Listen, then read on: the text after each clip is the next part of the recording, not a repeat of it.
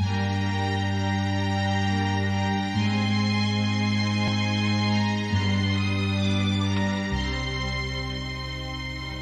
anak-anak, salam Fransiskus, damai dan kebaikan, Pace Ebene.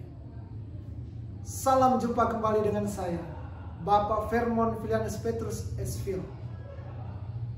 Dalam pertemuan pertama, pendalaman kitab suci untuk kalangan remaja dengan tema Allah adalah sumber cinta kasihku. Mari kita memulai ibadat pendalaman bulan kitab suci nasional pertemuan pertama ini dengan menyanyikan sebuah lagu pembuka. Tak ada kasih yang paling agung sebagai orang yang serahkan nyawa bagi orang yang dikasihinya. Dalam nama Bapa dan Putra dan Roh Kudus. Amin. Marilah berdoa. Bapa yang Maha Kasih, kami mengucap syukur kepadamu karena Engkau mengumpulkan kami untuk bersama-sama mempelajari kasih-Mu kepada kami. Kami mohon utuslah Roh Kudus-Mu untuk membimbing kami untuk memahami sabda-Mu, sehingga kami dapat mengasihi sesama seperti kasih-Mu kepada kami. Dengan pengantaran Tuhan kami Yesus Kristus yang hidup dan berkuasa bersama dengan Dikau dalam persekutuan dengan Roh Kudus, Allah sepanjang segala masa. Amin. Mari kita mempersiapkan segenap jiwa dan raga kita untuk mendengarkan firman Tuhan. Bacaan diambil dari kitab 1 Yohanes bab 4 ayat 7 sampai dengan 21. Saudara-saudaraku yang kekasih, marilah kita saling mengasihi, sebab kasih itu berasal dari Allah, dan setiap orang yang mengasihi lahir dari Allah dan mengenal Allah. Barang siapa tidak mengasihi, ia tidak mengenal Allah, sebab Allah adalah kasih. Dalam hal inilah kasih Allah dinyatakan di tengah-tengah kita, yaitu bahwa Allah telah mengutus anaknya yang tunggal ke dalam dunia supaya kita hidup olehnya. Inilah kasih itu, bukan kita yang telah mengasihi Allah, tetapi Allah yang telah mengasihi kita dan yang telah mengutus anaknya sebagai perdamaian bagi dosa-dosa kita. Saudara-saudaraku yang kekasih, jikalau Allah sedemikian mengasihi kita, maka haruslah kita juga saling mengasihi. Tidak ada seorang pun yang pernah melihat Allah. Jika kita saling mengasihi, Allah tetap di dalam kita dan kasih-Nya yang sempurna di dalam kita. Demikianlah kita ketahui bahwa kita tetap berada di dalam Allah dan Dia di dalam kita. Ia telah mengaruniakan kita mendapat bagian dalam Roh-Nya. Dan kami telah melihat dan bersaksi bahwa Bapa telah mengutus anaknya menjadi juru selamat dunia. Barang siapa mengaku bahwa Yesus adalah anak Allah, Allah tetap berada di dalam Dia dan Dia di dalam Allah. Kita telah mengenal dan telah percaya akan kasih Allah kepada kita. Allah adalah kasih, dan barang siapa tetap berada di dalam kasih, ia tetap berada di dalam Allah dan Allah di dalam Dia. Dalam hal inilah kasih Allah sempurna di dalam kita, yaitu kalau kita mempunyai keberanian percaya pada hari penghakiman, karena sama seperti Dia, kita juga ada di dalam dunia ini. Di dalam kasih tidak ada ketakutan. Kasih yang sempurna melenyapkan ketakutan, sebab ketakutan mengandung hukuman, dan barang siapa takut, ia tidak sempurna di dalam kasih. Kita mengasihi karena Allah lebih dahulu mengasihi kita. Jikalau seorang berkata, "Aku mengasihi Allah," dan ia membenci saudaranya, maka ia adalah pendusta. Karena barang siapa tidak mengasihi saudaranya yang dilihatnya, tidak mungkin mengasihi Allah yang tidak dilihatnya. Dan perintahnya ini kita terima dari Dia. Barang siapa mengasihi Allah, ia juga harus mengasihi saudaranya. Demikianlah sabda Tuhan.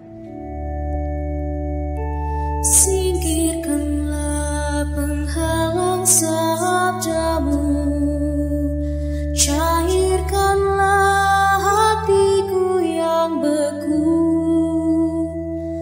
dan bimbinglah kami di jalanmu.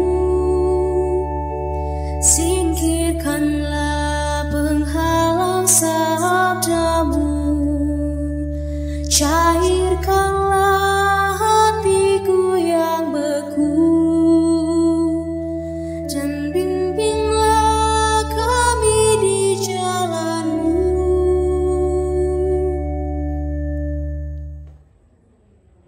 Anak-anak yang dikasihi Tuhan Yesus, Sang Sabda Ilahi. Allah adalah kasih. Dalam perikop tentang Allah adalah sumber cinta kasih yang baru saja kita dengarkan firman-Nya dalam surat pertama Rasul Yohanes bab 4 ayat 7 sampai dengan 21. Mau menjelaskan kepada kita tentang siapakah Allah yang kita percaya dan siapakah kita di hadapannya. Allah adalah kasih, dan karena kita adalah orang yang percaya kepadanya, maka hendaknya kita pun mengasihi sesama seperti Allah yang telah terlebih dahulu mengasihi kita semua. Anak-anak yang kami kasihi, orang yang mengasihi biasanya memiliki dua ciri. Yang pertama adalah orang tersebut menghendaki agar orang yang dikasihinya berbahagia. Dan yang kedua, bahwa orang tersebut akan mengorbankan apapun demi kebahagiaan orang yang dikasihinya. Orang tua misalnya mengasihi anak-anaknya, menginginkan agar anak-anaknya menjadi orang yang sukses dan berbahagia. Demi kebahagiaan anak-anaknya, orang tua mengorbankan segala sesuatu. Jerih payahnya, lelahnya, tenaganya, pikirannya, kasih sayangnya, perhatian, semuanya yang ada padanya untuk anak-anak yang dikasihinya. Bahkan sampai apabila kita sakit pun kasihnya tak terbatas, perhatiannya tak terhingga untuk kita. Demikianlah Allah yang telah terlebih dahulu mengasihi kita tanpa batas. Untuk apa Allah mengasihi kita? Jawabannya ada dalam bacaan yang kita dengarkan tadi. Pada ayat yang ke-9. Tuhan bersabda dan menghendaki supaya kita hidup olehnya. Apa gerangan maksud daripada ayat ini? Maksudnya bahwa Allah menghendaki kita berbahagia dalam kehidupan kekal bersama Dia di surga nantinya. Bukan tentang kehidupan di dunia ini. Bukan tentang uang yang banyak. Bukan tentang harta kekayaan yang melimpah. Bukan tentang rumah bangunan yang mewah. Bukan tentang kondisi tubuh, fisik, makanan kita yang enak. Bukan kebahagiaan itu maksudnya. Allah mengasihi kita untuk suatu kehidupan yang lebih mulia dari kehidupan di dunia, yakni kehidupan kekal. Tentunya bersama Allah di surga. Anak-anak yang kami kasihi dan sangat dicintai oleh Tuhan kita Yesus Kristus, Sang Sabda Ilahi. Kasih Allah sungguh nyata dalam diri Tuhan kita Yesus Kristus, Putranya yang tunggal. Supaya kita berbahagia bersamanya di dalam surga, Allah mengutus Putranya untuk menyelamatkan kita, menebus dosa kita sejak kita dilahirkan dengan pembaptisan. Dan tidak luput, tidak berhenti dari situ. Allah menghendaki agar kita selamat dengan mempercayakan gerejanya, menyiapkan sarana-sarana keselamatan untuk dinikmati oleh jemaatnya, termasuk kita anak-anak dan remajanya, yakni sakramen pertobatan, agar kita bertobat dari kesalahan dan keterbatasan kita setiap hari. Keterbatasan di pikiran, perkataan, tindakan, bahkan dari niat dan rencana kita. Pengorbanan Yesus sungguh luar biasa sampai di kayu salib untuk menyelamatkan kita. Jelas menunjukkan bahwa Ia, Yesus Sang Sabda, menjadi manusia dan sungguh mengasihi kita. Ia sendiri pernah mengatakan bahwa tidak ada kasih yang lebih besar daripada kasih seorang sahabat yang menyerahkan nyawanya untuk sahabat-sahabatnya. Bisa kita baca dalam Yohanes bab 15 ayat 13. Wajarnya kalau orang yang dikasihi maka ia akan membalasnya dengan mengasihinya juga. Contoh, orang tua sudah mengasihi saya, maka sebaliknya saya pun mengasihinya dengan membuatnya bahagia. Allah mengasihi kita. Jadi sewajarnya kalau kita membalasnya dengan mengasihinya, kasihnya menjadi tanda apakah seseorang mengenal Allah atau tidak. Anak-anak yang kami kasihi, kalau kita tidak mengasihi, itu artinya kita tidak mengenal Allah. Kita tidak mengenal Tuhan. Mengapa? Karena Tuhan atau Allah itu adalah kasih. Jadi simpel saja, ya, sederhana saja. Kalau kita tidak mengasihi, berarti kita tidak mengenal Allah. Konkretnya, bagaimana kita tidak mengenal Allah? Bagaimana kita tidak mengasihi dalam kehidupan kita sehari-hari? Untuk kalangan remaja, dalam masa pandemi corona ini kan kita lebih banyak di rumah. Nah, tentang lingkungan hidup keseharian kita di rumah, apakah di rumah kita habiskan waktu kita untuk smartphone kita, gadget kita, atau internet, atau menonton televisi, atau segala sesuatu yang menjadi hikmat duniawi, kebahagiaan duniawi? Nah, handphone atau smartphone kita itu adalah tentang hikmat atau kebahagiaan yang berasal dari dunia, buatan tangan manusia. Jadi kalau kita mencintai buatan tangan manusia, buatan kita sendiri, kapan waktu kita untuk mengasihi Tuhan? Kapan waktu kita untuk mencintai Tuhan? Kapan kita berdoa? Kapan kita memberi perhatian kita kepada orang tua? Ayah, bunda, mari saya membantu membersihkan piring di dapur. Mari saya membantu membereskan semua peralatan makan dari meja makan. Mari saya sempatkan diri untuk membereskan tempat tidur ketika saya bangun. Ketika saya bangun, saya sempatkan diri untuk berdoa. Saya mensyukuri nikmat Tuhan. Ini adalah contoh-contoh tindakan, perilaku, kebiasaan yang sekarang ini dilupakan. Karena apa? Karena kita melupakan Tuhan yang mencintai kita. Kita lebih sering, lebih gampang mencintai smartphone kita, gadget kita.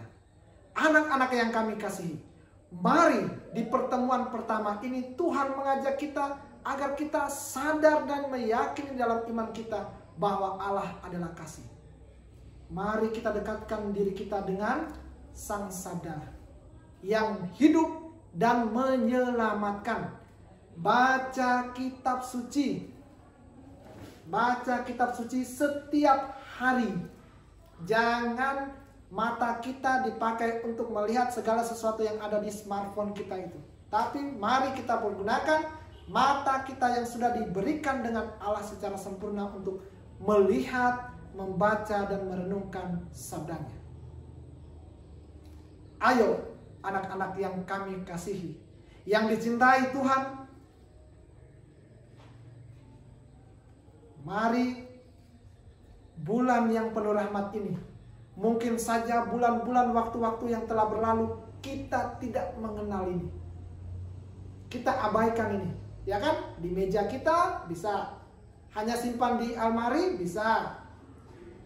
Kita lalu lalang dalam rumah kita tetapi kita tidak menyapa Tuhan. Sangat sedih hati Tuhan melihat kita mondar-mandir ke sana kemari tetapi tidak menyapa Tuhan. Tidak mencari Tuhan. Pemazmur mengatakan, carilah Tuhan selagi Ia dekat. Temukanlah Ia selagi Tuhan berkenan. Semoga Tuhan senantiasa memberkati kita, Bunda Maria dan Bapak Serafim kita, Santo Fransiskus Assisi, senantiasa mendoakan kita semuanya. Amin.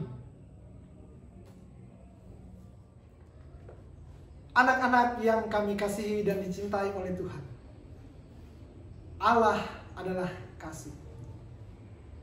Baru saja kita mendengarkan firman Tuhan. Kita merenungkannya dalam sebuah renungan singkat. Dan mendengar dalam puji-pujian yang dilantunkan, yang dialunkan untuk memuji kebesaran Tuhan, yang adalah kasih yang hidup.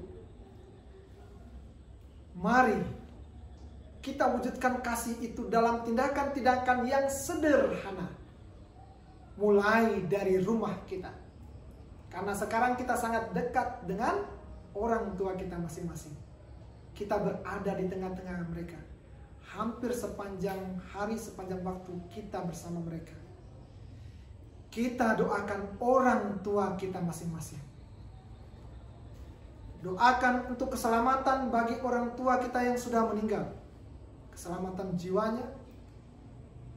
Doakan untuk kesehatan jiwa dan raga untuk orang-orang tua kita yang bekerja dengan keras.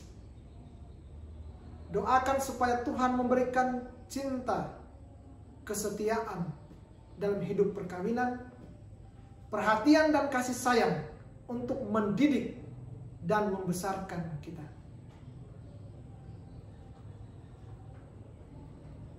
Anak-anak yang kami kasihi, orang tua adalah titipan Tuhan untuk kita. Selain daripada itu, kita doakan juga untuk semua orang. Bagi teman-teman kita, bagi siapapun yang selama ini kurang mendapat kasih sayang dari orang tua, dari saudara, dari sesama, dari siapapun, agar mereka pun diberkati Tuhan dan mendapat perhatian. Kita dipakai oleh Tuhan untuk menjadi alat. Kita dipakai oleh Tuhan untuk mewartakan kasih sayang kepada banyak orang. Mari kita akhiri pertemuan kita pertama ini dengan berdoa. Marilah kita berdoa. Bapa yang Maha Kasih, kami bersyukur dan berterima kasih karena Engkau telah menyertai kami dengan rahmat-Mu, dengan kasih-Mu yang luar biasa, perhatian-Mu yang tak terhingga, secara khusus dalam pertemuan pertama. Untuk kami kalangan remaja, Bulan Kitab Suci Nasional tahun 2020 dengan tema Allah adalah sumber cinta kasih. Kami mohon, utuslah Roh Kudus-Mu untuk memberdayakan kami agar kasih yang telah Engkau berikan kepada kami sebagai sebuah talenta yang luar biasa dapat kami wujudkan, dapat kami terapkan melalui tindakan-tindakan yang kecil dan sederhana. Ingatkanlah kami Tuhan bahwa kasihlah yang mampu mendamaikan, menyejukkan dan menghidupkan kehidupan di dunia ini. Ya Tuhan, kami minta maaf apabila dalam keseharian hidup kami selama ini kami kurang membagikan kasih sayang kami kepada siapapun, kepada orang tua kami, kepada saudara-saudari kami, kepada suster dan bapak ibu guru kami di sekolah, kepada teman-teman sahabat kami, bahkan kepada orang yang tidak kami kenal, yang sungguh menyapa kami dengan kasih sayang mereka. Bantulah kami Tuhan, teguhkanlah kami bahwa kasih-Mu luar biasa dan perdayakanlah kami untuk mewujudkannya dalam keseharian hidup kami sebagai seorang anak, seorang remaja, masa depan bangsa dan masa depan keselamatan dunia. Kami mohonkan doa kami ini ya Bapa, dengan perantaran Tuhan kami Yesus Kristus yang hidup dan berkuasa bersama dengan Dikau dalam persekutuan dengan Roh Kudus, Allah sepanjang segala masa. Amin. Kita akhiri ibadat pertemuan bulan Kitab Suci yang pertama ini dengan tanda kemenangan Kristus atas maut. Dalam nama Bapa dan Putra dan Roh Kudus. Amin. Halo anak-anak yang kami kasihi. Terima kasih sudah bersama dengan Bapak Vermon Vilanus Petrus Esfield dalam merenungkan sabda Tuhan di pertemuan pertama, Allah adalah kasih. Sampai jumpa di pertemuan berikutnya, pertemuan yang kedua. Salam sehat. Salam Fransiskus, damai dan kebaikan, Pace Ebene.